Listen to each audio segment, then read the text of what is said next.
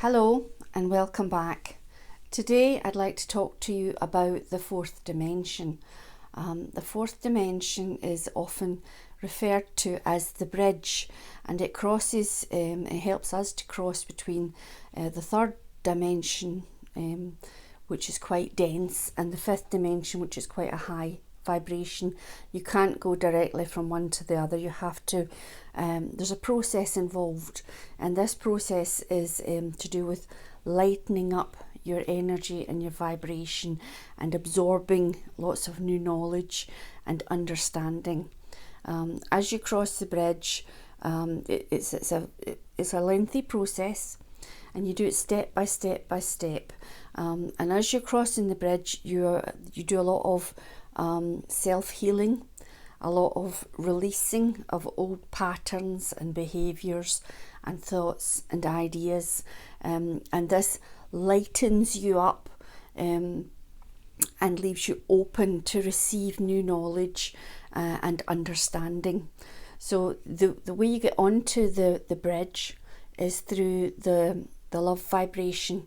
It sort of elevates you up to a level where you can access this bridge and start to discover a lot of things that have been hidden from you. So in the fourth dimension, you will feel called towards further learning. You'll feel called to reading about new topics, listening to podcasts and such, watching YouTube videos, taking classes, going to development groups, meeting up with new people who have new ideas, spending time, in nature or in isolation, meditating and trying to dig deep and understand new concepts and topics that are being introduced to you, as you go along this journey. It's a very empowered place, because you go from the third dimensional sort of victim mentality into a place of, maybe this can change, maybe I have the power to change my life, maybe there's more to life than just working and paying the mortgage and dying. You start to have questions in the fourth dimension. These questions, as soon as you answer one, 3 more pop up. That's the way it works. So you get drip fed information and knowledge, and as you come to a place where you actually can conceive of a question, then the answers to that question will be made available to you. So you're proceeding along this bridge. You're releasing outmoded ideas and thoughts and feelings and concepts and things that have been sort of indoctrinated into you in the third dimension by family and society and religion. You question all of these things, and you look for alternatives, and you try and seek and find something that resonates powerfully with you. In the tribes, the primitive tribes of the world, they would have a shaman. This shaman would use ceremony and herbs to access the astral planes and commune with the ancestors and loved ones and spirit guides and sort of creatures and energies from their mythology. In the fourth dimension, we acquire this ability. We acquire access to the astral planes and the Akashic records and all the knowledge that's contained up there and all the experiences that you can have in the astral planes. As you progress along this bridge and you're asking the right questions and you're learning new knowledge and you're trying out new things, you will find that you can in fact access this other dimension, and you have an awareness that there's more to life than this one dimension. You can have an understanding that there are spirit guides and a higher self. This is a new concept. You don't know you have a higher self and spirit guides in the third. You come to understand that in the fourth dimension. So you start having tentative communications with your guides, your higher self, and ultimately God.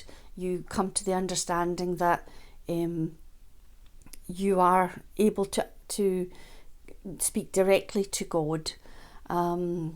You leave this duality consciousness that was in the third dimension, where you consider yourself, as a sort of survival of the fittest, and you're a separate individual. Your ego is very strongly in place.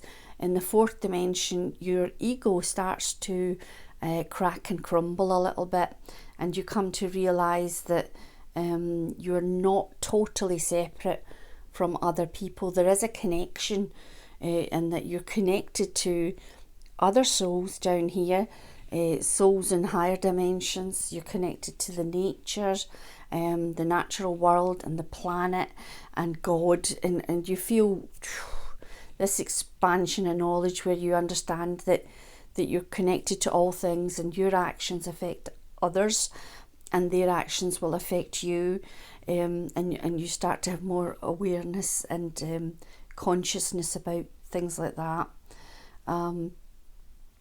So you're more sharing and compassionate, and open to working with and helping other people. You understand that your actions are like pebbles in a pond that ripple out across the universe, and so you start to think more carefully about your actions. You come to understand that nature is alive in the fourth dimension.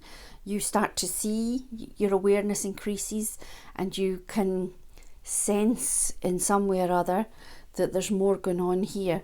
So you might have a knowing, your intuition ramps up. You might be able to hear things or see things, or you can smell things or sense things in some fashion that you never could before in the third dimension, because your vibration is raising up enough that veil starts to thin, and these things can step closer to you. You have a much better contact with your higher self and your guides. They're much more able to help you on your journey than they just couldn't reach you in the third. But on the fourth, they can get word through to you. It's not perfect. You're not like there's still a filter as they send stuff to you. So you might find that you move away from rigid religious doctrines. They start to feel constricting to you. You start to want to learn more about maybe other religions or other spiritual practices, and you want to develop your own version of spirituality. This might cause some problems around you between family and society, but you might feel called to sort of break free from some of the bits of religion, of your religion, that they just don't fit you anymore, that are restricting your life. If you're very happy in your religion and it does resonate with you and you get a lot of joy from it, then I'll say unequivocally, stay with your religion. If it's working for you, you don't have to change everything in your life, but you will want to change some things in your life to make it fit you better, because you are changing. As your knowledge expands, you just change. You just change your way of living in the world, change your way of viewing the world, and there has to be changes in your actions, and interactions with other people. So you're going to break free from rigid rules and doctrines. You might feel called to change your job, or change where you live, change your partner, or just sort of spend some time in isolation as you process stuff, there's a massive amount of healing takes place in the fourth dimension. That is really a place of healing.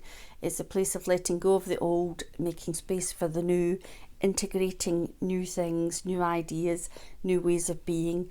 It's a sort of halfway house, where you're changing who you are as you cross this bridge, and so much new stuff comes in. It's a very dynamic dimension, where there's always something going on.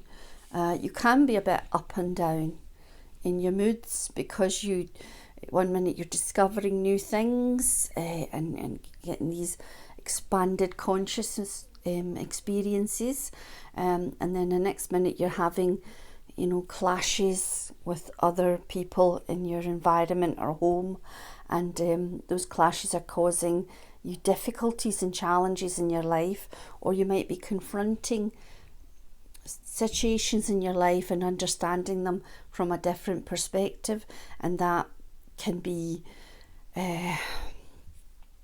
it can be difficult and challenging to process and let go and forgive and move on, and even own up to things within yourself that you don't like.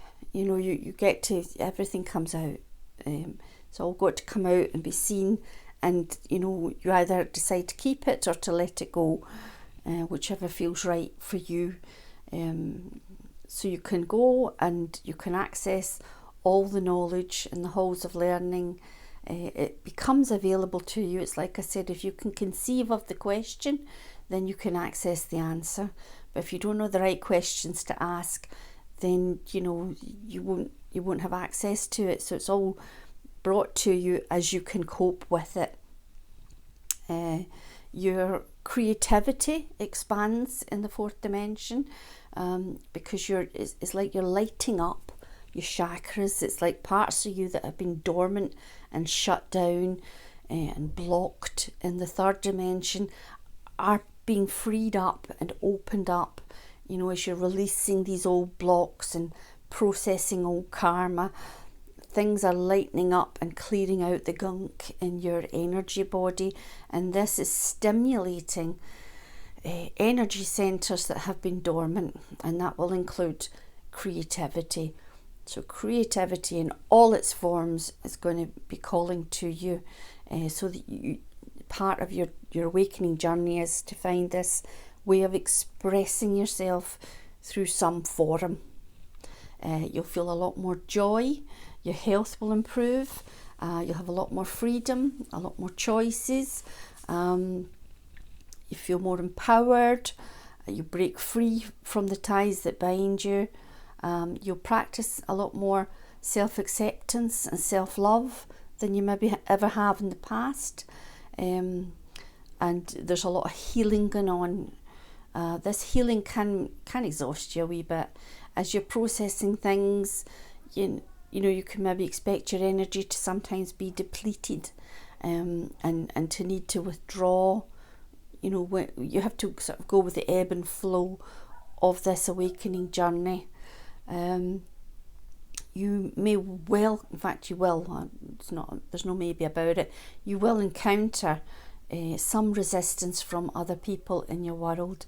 When they see you changing, it makes them very, very uncomfortable. It triggers them, it makes them feel that they should be changing, and if they're not, then they're going to want to try and stop you on that journey. So you will get a bit of a backlash from people who are going to be a little bit angry and anxious as you're making changes in your life. If they're not prepared to change along with you, it can cause a bit of friction. It's a bit like the crabs in the bucket, when the fishermen put all the crabs in the bucket and the one on the top will try and climb out, and the others will try and pull it back down. So that's going to happen. They want their control back. It's very disturbing to them that you want to do things differently than you've always done it. So you will withdraw from people. You will go into something called the hermit phase. You come in and out of that, but it can be a very useful thing when going through the fourth dimension to have time out from other people and to have a time of deep reflection and absorbing cellular changes that you're going through. There's a lot happening physically to you and in an energetic sense. So you let go of a lot of external stuff. You don't care so much about how much money you're going to earn or what things you have. You're much more interested in living authentically and having your health and being with people you love, who you resonate with. These things become much more important. Joy and happiness and authenticity. Your eyes start to open up to new possibilities in your life, and you might dream big. You might have, surprising new goals and ambitions that you would never have dreamed of, a short time before. But as new experiences come to you, new ways of being in the world, you get new dreams, and they're all better. Everything's an improvement, it's an upgrade in the fourth dimension. You can see the good in all people, even the bad ones. You can have an understanding, you acquire an understanding of pre-life agreements and soul contracts, which I might make a separate video on, where you, in briefly speaking, have arranged with other souls to enact different roles within this life, and you come down and everyone's playing their part, and somebody has to be the bad guy, or certain things have to happen to allow you to have the experiences you've chosen to have in this life. So when you come from that higher understanding of the things that have happened and relationships in your life, then you come to see that it's not a black and white situation, that the character they're playing in your life this time around is may not be a very nice person, but the actual soul beneath that, you don't have a problem with. They are your friend. You have to take the necessary steps in this lifetime to protect yourself from the behaviour of people who are toxic or intend you harm. And you shouldn't change that because you have the understanding that they're actually, souls that you have made this agreement with. The test and the challenge for you is to navigate through the trials of this life and the difficulties these people can engender, and other situations that come to you. You have to navigate through them, playing the role through to its conclusion, even though that's where you're getting cracks in the ego, where you're starting to see that this is not the sum of who you are, and that person, that's not the entirety of who they are. So your understanding shifts. You're able to bless and forgive people and move on and know that all is well. You don't have to balance the scores or right the wrongs. You just have to move forward in your journey of this life. So in the fourth dimension, we talked about how it's as if you have a candle in the darkened room, and that it illuminates the space around you, and that you can see some things more clearly, but there's still a lot of darkness in the mix there. There's a lot of negativity still present in the fourth dimension. Whereas to get to the fifth dimension, it's as if you go into that room and they take the candle off of you and they flick a light switch, and that light switch will illuminate the entire room. There is no more darkness or negativity. All knowledge is open to you. There's no dark corners where you can't see or understand things. The fifth dimension, is a very enlightened place without the negativity. So I'm now going to go and make a video about the fifth dimension, the things I have I know about it. Obviously, I don't have as much experience of that as I do this, but I'm going to go do that now. And I hope this video has helped give you an understanding and a way of measuring, you know, where you are, which dimension you're currently in. Are you spending more time in the third dimension energy, or are you spending more time in the fourth dimension? The closer you are on that bridge to the third dimension, you know, you'll slip in and out of those different emotions and feelings and situations. And the more enlightened you get, then the more you're slipping in and out. You might be sticking a toe in and out of the fifth dimension and having those type of experiences. So you'll have an idea of where you are on your journey by what your life is mirroring back at you. It can be quite enlightening, and you should take that sort of spiritual pulse from time to time to keep you on track and give you that kind of knowledge and understanding of where you're at. Okay, I hope that's helped. I'll be back again very shortly. God bless.